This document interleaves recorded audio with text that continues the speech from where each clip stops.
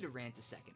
I had this whole extravagant thing planned out with the Hellraiser series. See, I'm a good little Christian boy, which means that I was not allowed to watch rated R movies until I turned 17. That I have only had about 3 years of my life where I can watch rated R movies. So, I'm pretty far behind on everything, especially horror movies. So I have not seen any of the Friday the 13th movies, Chucky, Halloween, up until recently Hellraiser. These are movies that have been out for a very long time, so everything that could be said about them has probably already been said. So wouldn't it be fun for just someone like a young person who's brand new with no knowledge of any of these things to go through and experience it and give sort of their thoughts as their, you know what I mean? This is not scripted. I drink coffee and I'm upset, so there's gonna be a lot of stuttering. I apologize in advance. I think that sounds like a really cool idea, and I'm going to do it, but not with these movies. Listen. First one was good. The second one was also good. In fact, the more I think about it, the more I like the second one. I think I like the second one more than I do the first one. It's kind of a hot take, though. In retrospect, I hate all of them. So it is very hard for me to judge. And the third one was like, it was so close to being amazing. It was almost so bad it's good, and it had all these bombastic, just schlocky ideas, and I was loving it. But, huge old, big old butt. I'm talking a butt fatter than queso. Almost broke my jaw just saying his name. That's one fat butt. Everything was shot so flatly. There was not an ounce of creativity in the camera work. That's all it needed. Was good.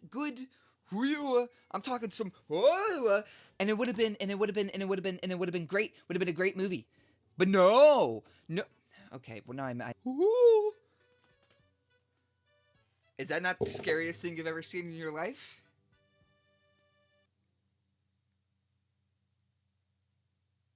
Do you lack the ability to be afraid? You heartless, soulless husk. Because that is what Pinhead is in this movie. He's a statue, but not like a cool, sexy Greek god statue. He's a rectangle. It's why? Who thought that would be spooky? Because I want to shake their hand. Maybe give them a little belly rub. So look, if you're interested in them, first 3, good. Then we have the fourth one. The fourth one had a really cool idea, because the idea was the creation of, I mean, we all know the thing with the Hellraiser is the box, you do solve the puzzle, which it must not be a hard puzzle because everybody ever who gets their hands on it can solve it. I mean, we're talking people like bleeding out can just, oh yeah, no, this is easy. It follows the bloodline of the guy who created that box. We see him create the box. He was like contracted to make the box. Then he found out what it was for, and he was complaining to someone. He's like, I don't know what to do. I just made a box that can open a portal to hell. And the person he was complaining to, he went, well, I mean, if you made a door to open it, just make one to close it. Yeah, I would assume that's how it works. Yeah, I mean, I could try to do that. And so he does, and that is the entire story of the movie. Is he gets killed right before he cracks it. So the bloodline of this guy, they all have that creator gene in them, because why not? It's up to them, that bloodline, to sort of figure out how to close the portal to hell.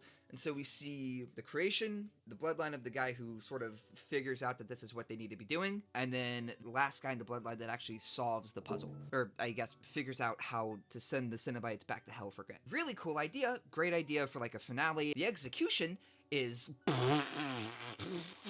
I can't do a raspberry. I did my best. I did spit all over my hand. The toy maker parts are fine. And then you have the apartment parts, which are just boring. And then you have the last bit, which I don't remember a single detail from. So, it must have been real good. When I watched number 4, Bloodlines, I had made the note that this was the worst, or maybe not the worst, but one of the worst movies I had ever seen. The quality was dipping, and it was dipping hard, and it wasn't hard to see why number 4 was the last one that they released in theaters, and the director even used a pseudonym, Alan Smithy, when he made the movie. That sounded so scripted. That's just how I talk, apparently. Look, I can prove it.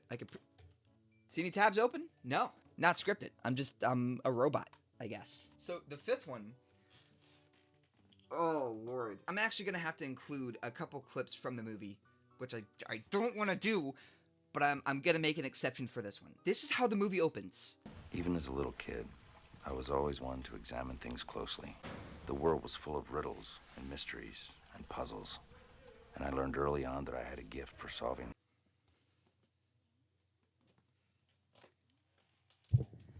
Do tell. I'll tell you what, this is the most cliche cop movie ever made. It's so bad. So bad. And this movie has, like, people that enjoy it. And look, listen. If you enjoy it, I'm happy that you can enjoy something that I didn't. You know, I'm happy that you can find the good where I only see bad. That's a talent, a skill that apparently I don't have. What is wrong with you? No, this one actually has, like, a couple of redeeming qualities, I guess, if you really enjoy watching movies that are terrible in every conceivable way. There's nothing good. There's not. I mean, the mystery is neat. I actually remember not details, but like flashes of images, which were I guess creatively shot or just that weird that they stuck in my mind. I don't know. Which I don't know if that's really praise, but it's something. Bro, no wonder John Mulaney did cocaine. It's so much easier to to do jokes when you're hyped up, and then the dialogue. Because we're not even just talking about the opening. There's a specific scene.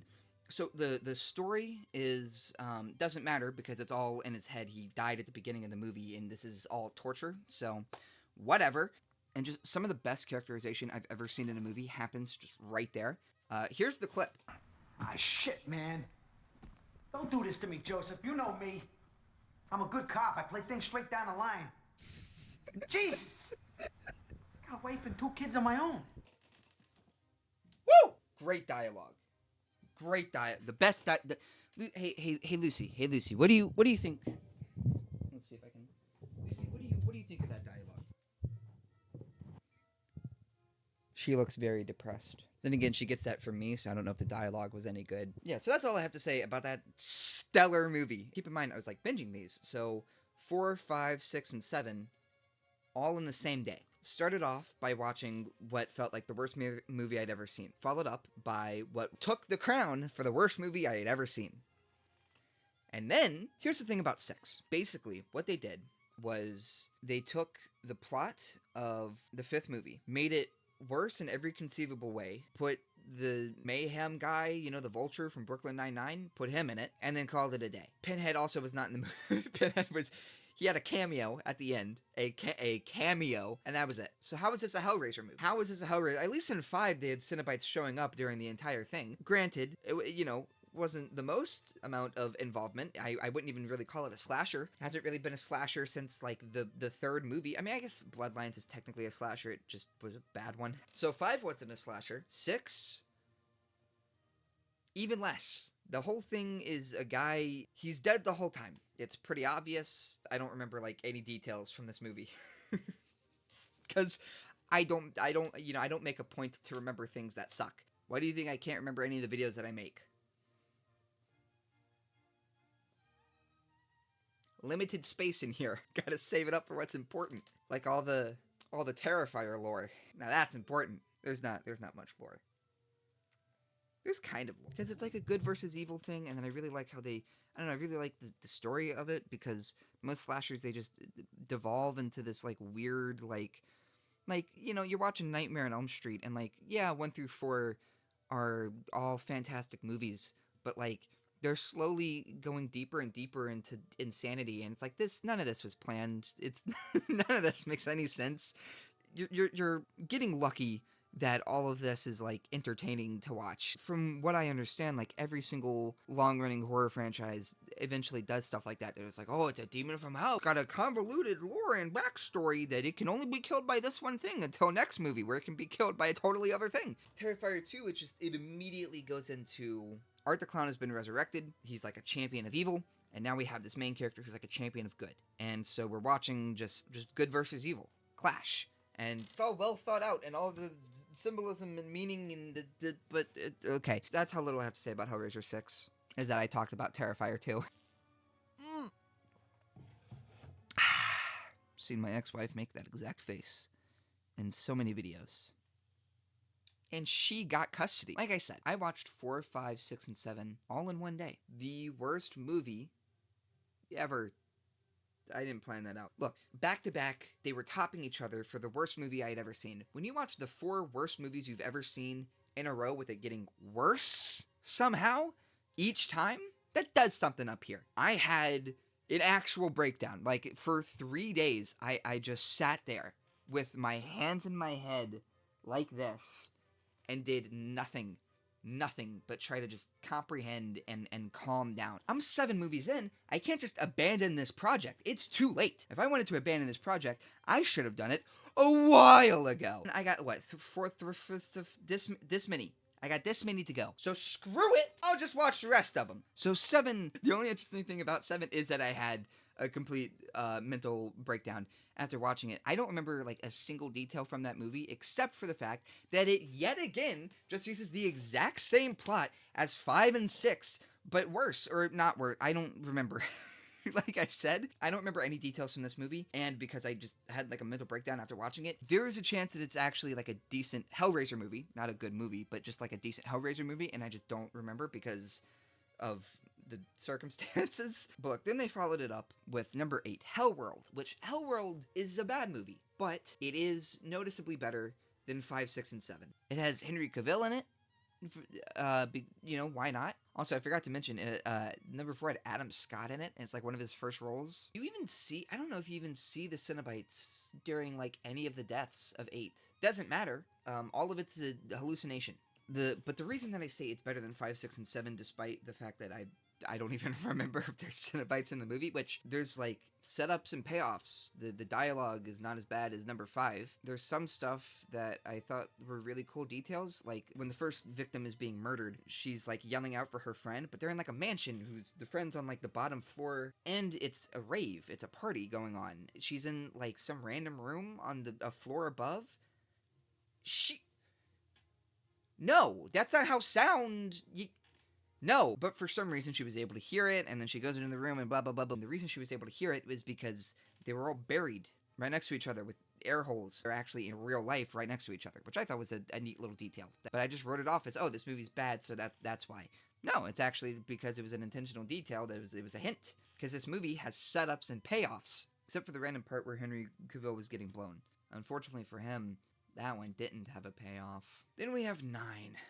Oh boy. Yet another one that I don't remember anything from, but what I do remember is that for all of these movies except for Hellworld, I was complaining constantly in my notes about how cheap they looked, because 4th was the last one to be released in theaters, the rest were all straight to DVD. You understand there's like artistry to making a movie? You don't, like, just because it's got a lower budget doesn't mean it has to look terrible.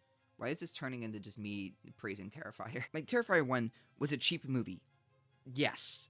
But it still felt like a movie. Like, yeah, you could tell that it was made cheaply, but it was still a movie. Do you get what I'm saying? Compare any scene of Terrifier to any scene in Hellraiser 9. Because one has, like, actual artistry and thought and care put into it. And then the other one is Hellraiser 9. It has a 2.7 on IMDb, which is deserved. It's the first one that didn't have Doug Bradley as Pinhead or the Dark Priest or whatever. Shut up about he's not called Pinhead. He's called whatever I want to call him. Doug Bradley. More like Doug, shut up. I'm kidding. My therapist is a big fan of you, Doug Bradley. Please don't hurt me. It's cheap. The acting's terrible. The writing is terrible. The whole, this bit where you're doing that with the camera, terrible. The everything. And as is the running theme on this channel, there's incest. Why? Why is that in every single thing that I talk about on this channel? What is it? Why is incest drawn to me? I don't seek it out. Do you understand? I just watch stuff and it happens to be in there. God is never going to believe me when I say that, though. So I guess I'm going to hell. I mean, if I remember correctly, the incest ended up not actually being incest, because it was like her boyfriend was wearing her brother's skin. That's still incest, though. On top of that, too, half the movie is found footage, which I just don't like found footage. Like, I don't actually have, like, a personal vendetta towards it. Why is... That's weird. I have only seen one found footage movie that I like, which was Incantation on Netflix. That was a good movie. Hell House LLC, which is like everybody raves about that movie. Not that good. I will say, it was entertaining. There was not a single moment that scared me. There was only one moment that would even be considered a scare, and it was a jump scare. So I'm just not a fan of found footage. And then we have the last one, which is number 10. There's 11 movies, but the 11th one is a requel. So the last, like, of the 10, Hellraiser Judgment, which I remember actually kind of enjoying in a way. Like, I remember thinking it was very artistically sound. I don't remember a lot of details from it because it was the same, like, copy-paste plot from 5, 6, and 7. But it had an aesthetic. Unfortunately, its aesthetic is one that I hate. It's like everything is, like, really gross and grimy. And like, I don't like that. I thought there were a lot of cool ideas. I remember the twist being, adequate. I mean, that's about all I could say. It was an adequate Hellraiser movie. I still wouldn't call it a good movie, but it was a lot closer to being a good movie than 4, 5, 6, 7, 8, and 9. And then there was one, the requel, which was the best Hellraiser movie by far. Honestly, especially the more I think about it, 1 and 2 really weren't that bad. I'm just so jaded after watching, the 8 movies that came after it, that I want nothing to do with them. Hellraiser, the requel, though, I like that.